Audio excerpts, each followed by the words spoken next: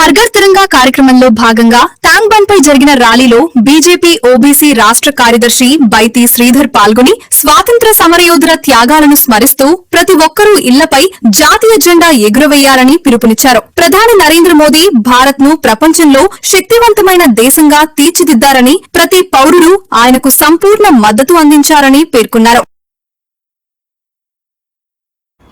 దేశభక్తి స్ఫూర్తితో భారత ప్రధానమంత్రి నరేంద్ర మోడీ ఇచ్చిన పిలుపు మేరకు ఇండియా వ్యాప్తంగా కూడా హర్ ఘర్ తిరంగా పేరిట పెద్ద ఎత్తున ర్యాలీలు, ప్రదర్శనలు, సమావేశాలు కూడా జరుగుతున్న పరిస్థితి అయితే మనం చూస్తున్నాం. ఈ క్రమంలోనే ఇటు తెలంగాణ రాష్ట్రంలో కూడా పెద్ద ఎత్తున హర్ ఘర్ తిరంగా యాత్రకైతే బ్రహ్మాండమైన స్పందన లభిస్తున్న పరిస్థితి ఉంది.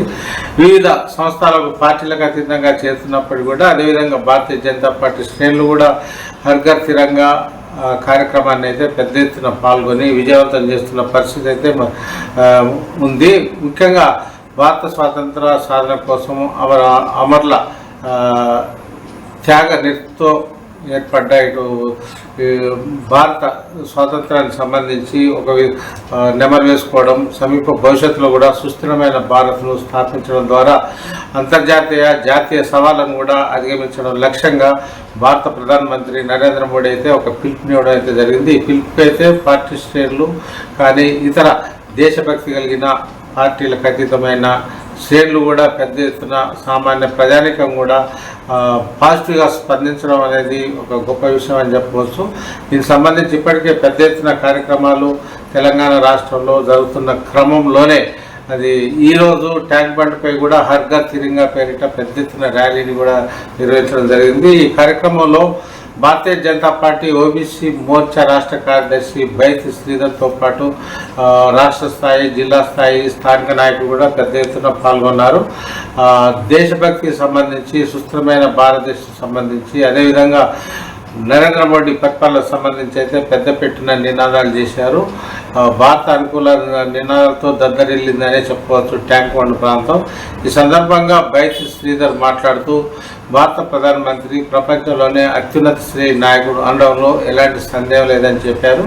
అవినీతి మచ్చలేని భారత్ను ఒక అగ్రభాగంలో అగ్రరాజ్యాల సరసన నిలబెట్టడం అంటే అది ఒక నరేంద్ర మోడీకే సాధ్యమైందని కూడా చెప్పారు.